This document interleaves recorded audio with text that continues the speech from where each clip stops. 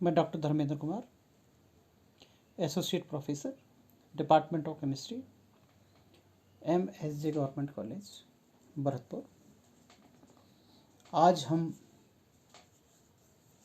अध्ययन करेंगे organic chemistry के एक topic, arenes and aromaticity, part 4, MOT theory regarding to benzene structure. जैसा कि हम पूर्व में इसके जो वीडियोज जो हमने इस संदर्भ में बनाए हैं, तो इसका पूर्व का जो वीडियो है उसमें हमने इसकी संरचना संबंधी यानी कि बेंजीन की जो आधुनिक संरचना संबंधी सिद्धांत हैं इसके बारे में बातें की। और टोटल चूँकि 3 सिद्धांत के बारे में हम बातें कर रहे हैं, तो पूर्व में हमने एरोमेटिक षटक सिद्धांत और BBT सिद्धांत में स्ट्रक्चर संबंधी बातें की। और उसी क्रम में ये जो वीडियो है आज हम इसमें अध्ययन करेंगे वो अणु कक्षक सिद्धांत यानी कि मॉलिक्यूलर ऑर्बिटल थ्योरी सिद्धांत है। और यह सिद्धांत बेंजीन का आधुनिकतम एवं सर्वमान्य सिद्धांत है।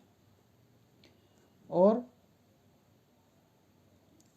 इस सिद्धांत के आधार पर बेंजीन के प्रत्येक गुण की व्याख्या हम आसानी से कर सकते हैं। संरचना ज्ञात करने संबंधी जो अध्ययन है, चाहे हम NMR के माध्यम से करें, IR, UV या एक्सरे विश्लेषण या इलेक्ट्रॉन डिफ्रैक्शन स्टडीज़ के माध्यम से करें, तो ये ज्ञात होता है कि बेंजीन में 6 कार्बन परमाणुओं की एक समतलीय नियमित षटकोणीय आकार में संरचना होती है, जिसमें कार्बन कार्बन बंध लंबाई 1.397 एंगस्ट्रॉम व बंध कोण 120 डिग्री का होता है।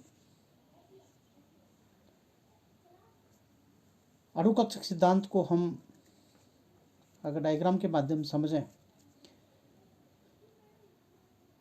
तो हम यहाँ देख पा रहे हैं कि बेंजीन वलय का प्रत्येक कार्बन परमाणु sp2 संकृत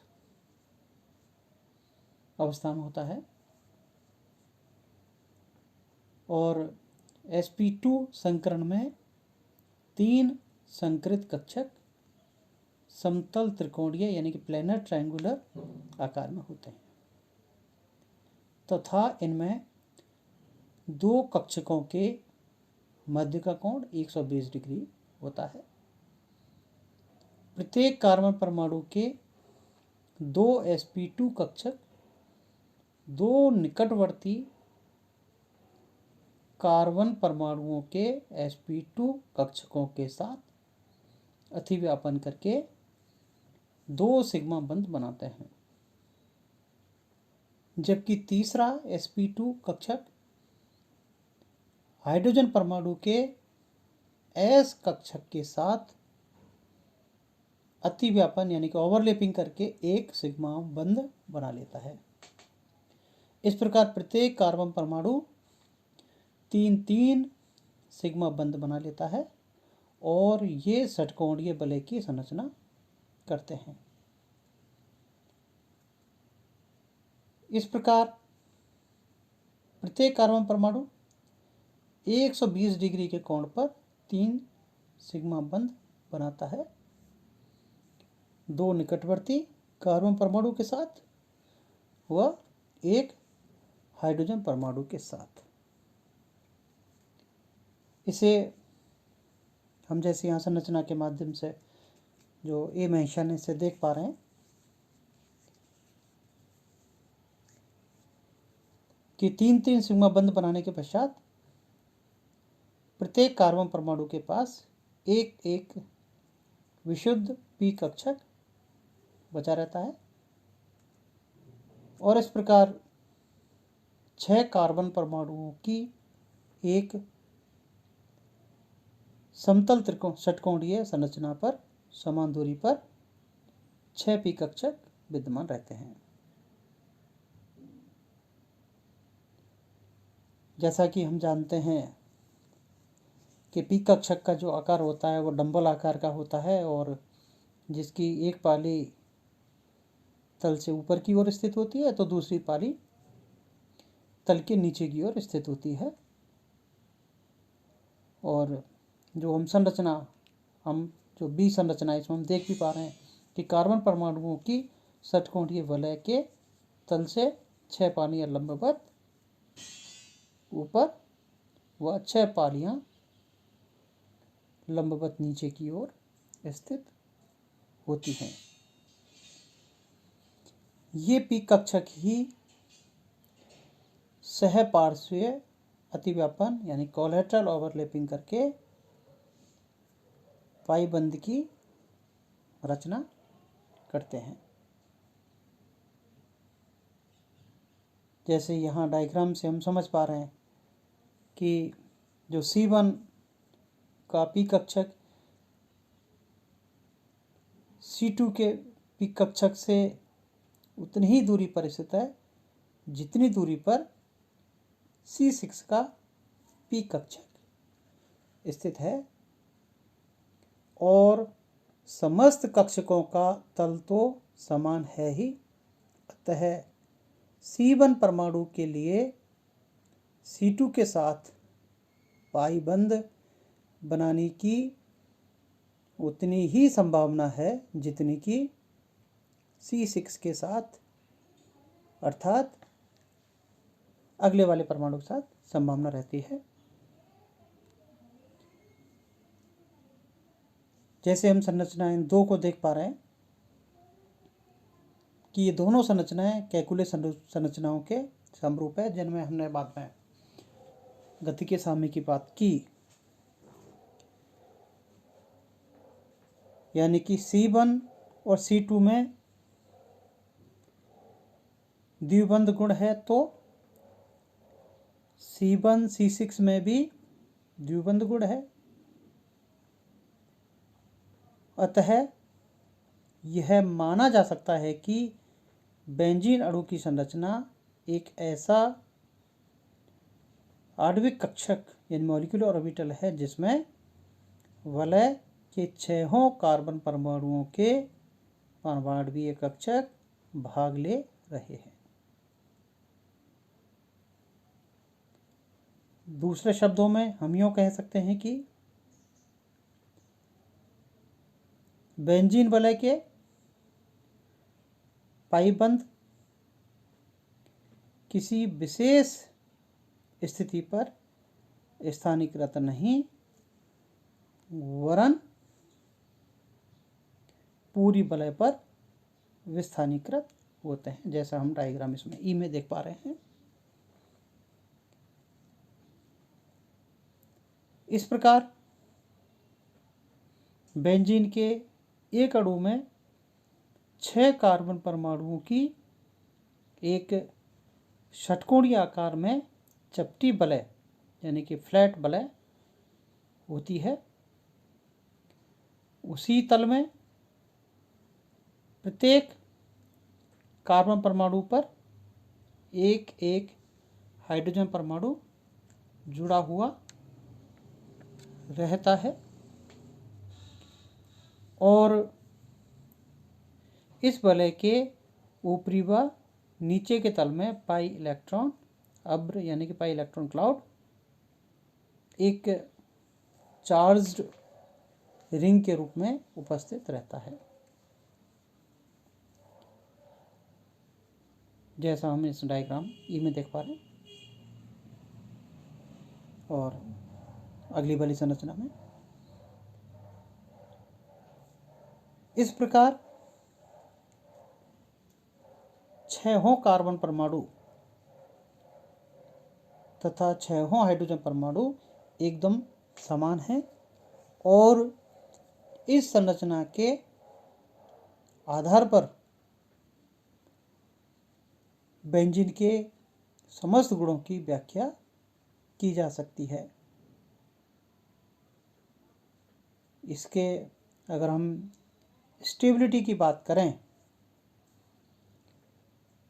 तो हम इसका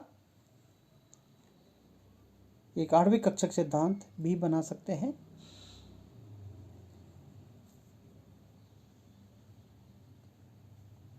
जैसे ही हम संरचनाएं देख पा रहे हैं कि ये तल के ऊपर के लोब्स और तल के नीचे के लोब्स को हम एक अलग अलग रंग के आधार पर आसानी से समझ पाते हैं कि इसके ऑर्बिटल जो तल के ऊपर और नीचे हैं वो किस तरह बेंजीन का एक पाई इलेक्ट्रॉन का जो अब्र है उसको बनाते हैं। और ये आसानी से इसमें हम डायग्राम में समझ पाते हैं कि लोब्स, ऊपर के लोब्स अलग कलर में इंडिकेट आसानी से समझ सकते हैं।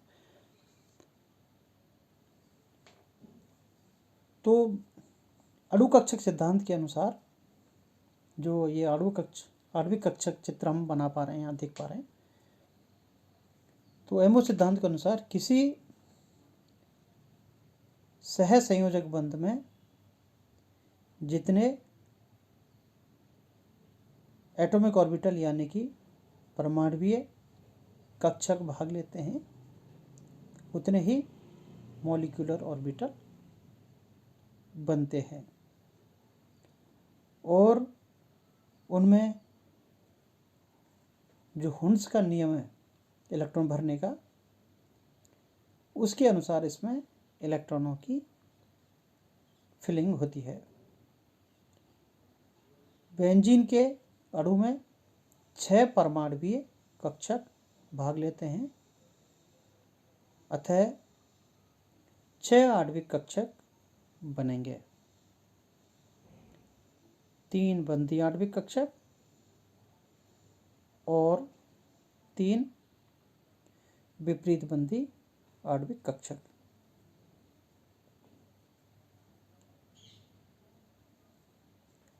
चूंकि बंधी आणविक कक्षकों की ऊर्जा कम होती है अतः वे पहले भरे जाते हैं, जैसा कि हम डायग्राम में आसानी से समझ पा रहे हैं।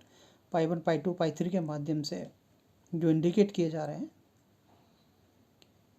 और इसमें इलेक्ट्रॉनों की फिलिंग यहाँ कर पाते हैं हम। तो 6 इलेक्ट्रॉन है, तो जैसे पाई 1 में 2 इलेक्ट्रॉन, पाई 2 में 2 इलेक्ट्रॉन और पाई 3 में 2 इलेक्ट्रॉन इंडिकेट किए जा रहे हैं। तो सबसे पहले जो इलेक्ट्रॉन है वो बंधी आणविक कक्षकों में भरे जाते हैं, क्योंकि इनकी ऊर्जाओं का मान जो रहता है, बंधी आणविक कक्षक ऊर्जाओं का मान वो कम होता है। बेंजीन अणु में कुल 6 कार्बन परमाणुओं के 6 इलेक्ट्रॉन भाग ले रहे हैं, अतः ये 6 इलेक्ट्रॉन 3 बंधी आणविक कक्षक में गए और इस प्रकार चूंकि अणु के समस्त बंधी कक्षक पूर्ण भरे हुए हैं और एक भी इलेक्ट्रॉन विपरीत बंधी आणविक कक्षक में नहीं है, तो इससे यह हम जान सकते हैं कि बेंजीन की संरचना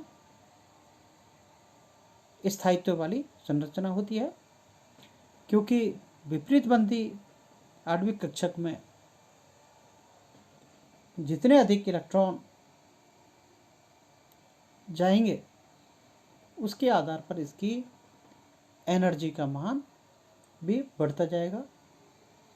और जितना मान एनर्जी का बढ़ेगा उतना ही जो मॉलिक्यूल है वो स्थायित्व में कम होता चला जाएगा, यानी कि उसकी स्टेबिलिटी का मान उतना ही कम होता चला जाएगा। तो चूंकि हम यहाँ संरचना में आसानी से समझ पा रहे हैं कि इसकी जो एंटी बॉन्डिंग ऑर्बिटल्स हैं यह पूर्णतः खाली है, जबकि इसका जो बंधी आणविक कक्षक है वो पूरा भरा हुआ है।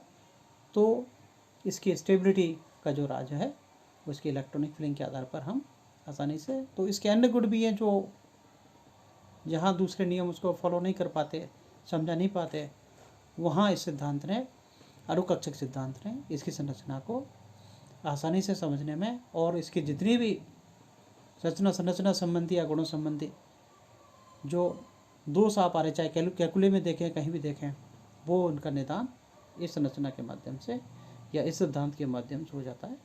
धन्यवाद।